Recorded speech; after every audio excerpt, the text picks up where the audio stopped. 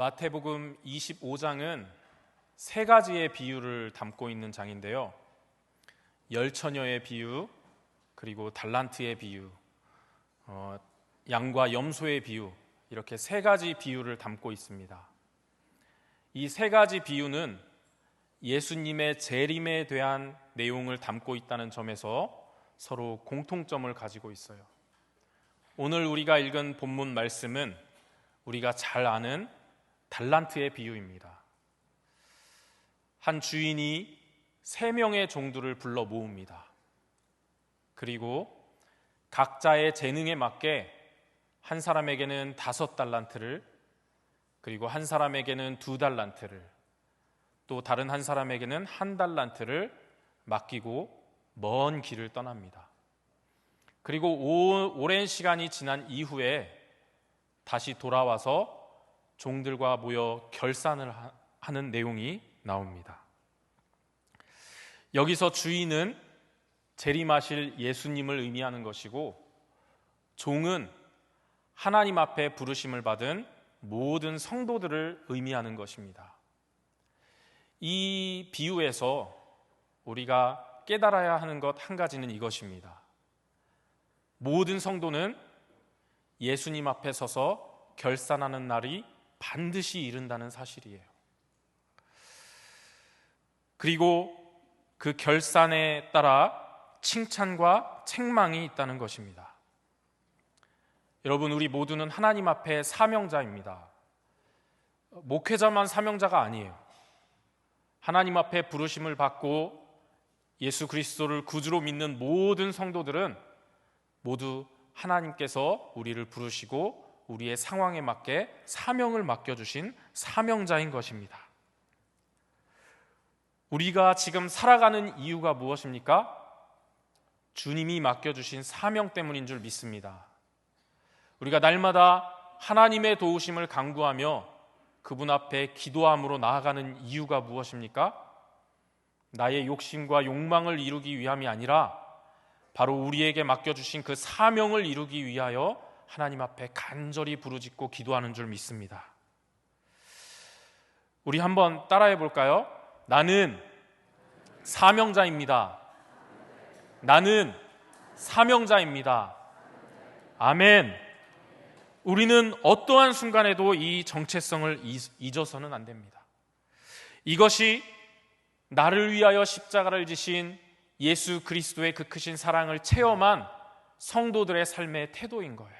나는 사명자이다 라는 그 정체성을 우리는 교회에서도, 교회 밖에서도, 가정에서도 항상 간직하고 기억하고 있어야 하는 것입니다. 사랑하는 성도 여러분, 사명자는요 절대로 남들과 비교해서는 안 됩니다. 다시 한번 따라해 볼까요? 비교하면 비참해지거나 교만해진다. 그렇죠? 이행시예요.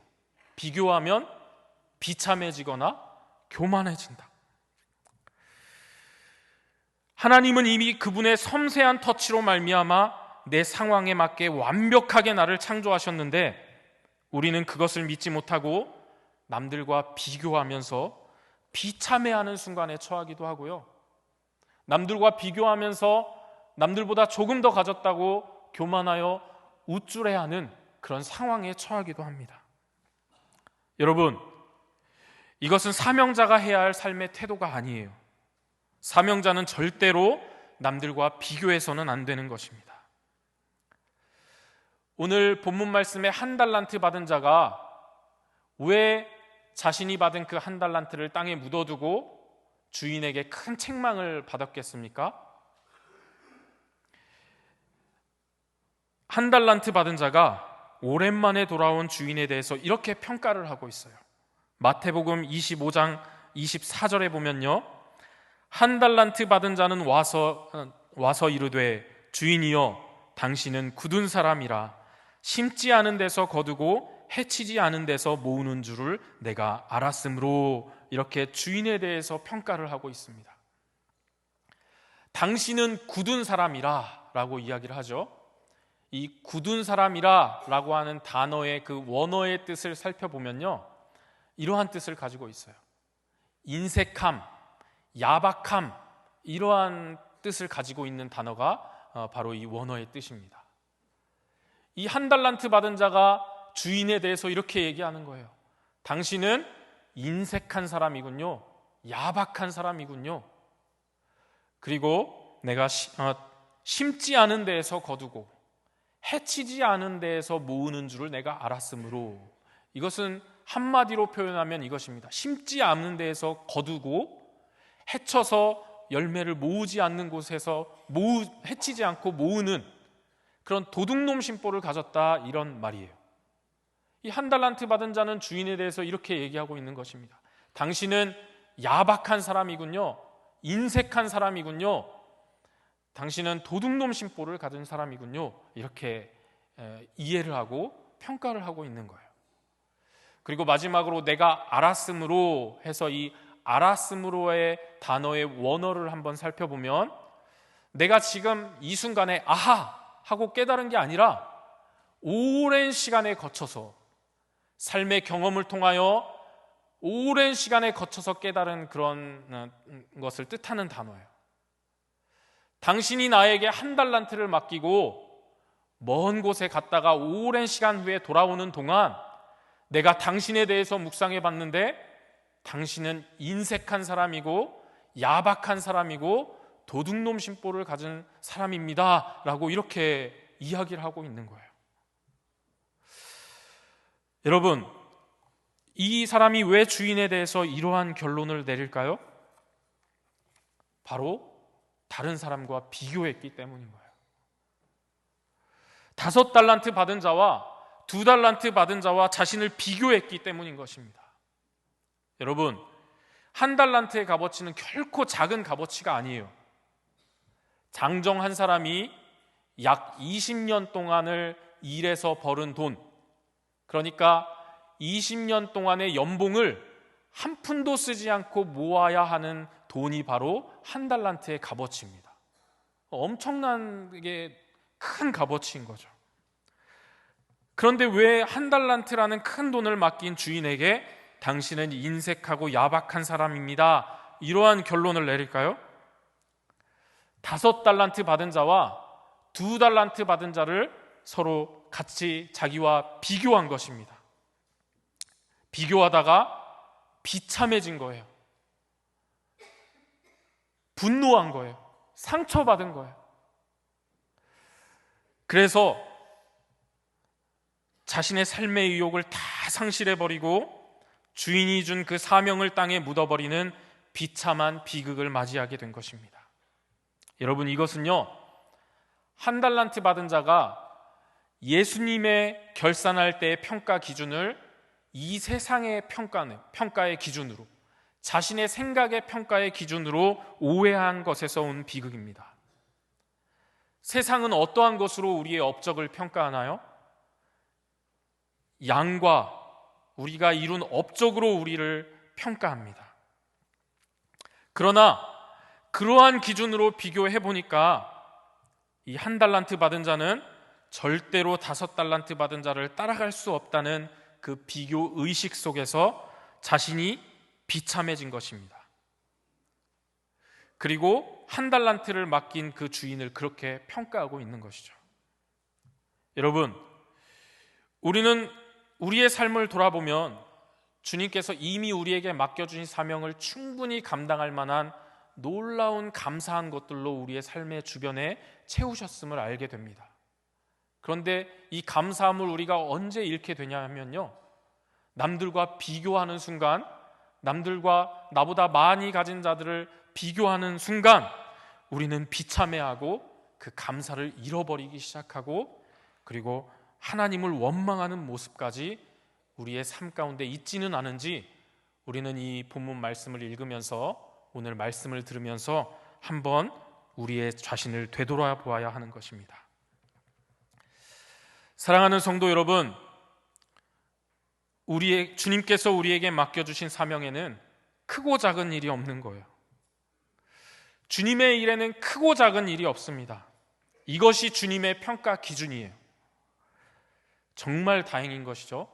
만약에 하나님께서, 주님께서 우리를 결산하실 때에 우리의 양과 업적으로 우리를 평가하시고 그렇게 하신다고 한다면 우리는 날마다 서로 경쟁하면서 시험 보듯이 그렇게 살아야 했을 것입니다. 그런데 주님께서는 그것을 우리의 평가 기준으로 삼지 않으세요. 그렇다면 어떠한 것을 주님께서 중요하게 보시느냐? 주님께서 중요하게 보는 것은 맡은 것에 충성하는 자세였어요. 제가 이것을 몰랐던 것입니다. 큰 사역들을 내가 펼치면 큰 사람이 되고 큰 상급을 받을 줄 알았어요. 남들이 알아주지 않는 작은 사역들을 내가 펼치면 내가 작은 사람이 되고 작은 상급을 받는 줄 알았습니다. 이것이 주님의 기준인 줄 알았어요. 그런데 하나님께서 창조하신 세계를 돌아보면서 하나님에 대해서 깊이 있게 알게 되면서 깨달은 것 한 가지는 하나님의 일에는 크고 작은 일이 없다는 것입니다. 우리 교회에서 기관장을 맡아서 한 기관을 움직이는 그러한 자리에서 봉사를 하시던지, 아무도 보이지 않는 곳에서 청소하며 섬기며 그렇게 봉사를 하시던지, 주님께서는 크기로 평가하시는 것이 아니에요. 주님께서 사명자를 평가하시는 기준은요, 맡은 것에 충성하는 자세였습니다. 고린도전서 4장 2절 말씀에 맡은 자들에게 구할 것은 충성이니라 이렇게 말씀하세요. 맡은 자가 구할 것은 더 큰 달란트가 아니었어요. 더 큰 사역이 아니었어요. 바로 충성이었습니다. 사랑하는 성도 여러분, 우리의 삶 가운데 주님께서 우리에게 맡겨주신 재능과 상황과 여건들은 모두 틀립니다. 누구는 건강한 몸을 가지고 있고요, 누구는 약한 몸을 가지고 있어요. 누구는 큰 재물을 소유하고 있고 누구는 어렵게 가난하게 살아가는 사람들이 있습니다. 각자에게 맡겨진 상황과 여건들이 모두 틀려요. 우리는 그것을 보면서 사명자로서 어떻게 생각해야 하느냐? 그것들을 보면서 남들과 비교해서 교만하거나 우쭐대는 상황에 처해서는 안 됩니다. 그것들을 보면서 남들이 나보다 더 가졌다고 해서 열등감에 빠지거나 비참해해서는 안 되는 거예요. 그것은 사명자가 가져야 할 삶의 태도가 아닌 것입니다. 나를 창조하신 그 위대하신 그 완벽하신 하나님께서 나를 창조하셨음을 전적으로 신뢰하면서 나에게 맡겨준 일에 충성을 다하는 것, 나의 삶의 자리에서 충성하며 그렇게 한 걸음 한 걸음 사명을 감당하며 살아가는 것, 그것이 바로 사명자가 구해야 할 삶의 태도인 것입니다.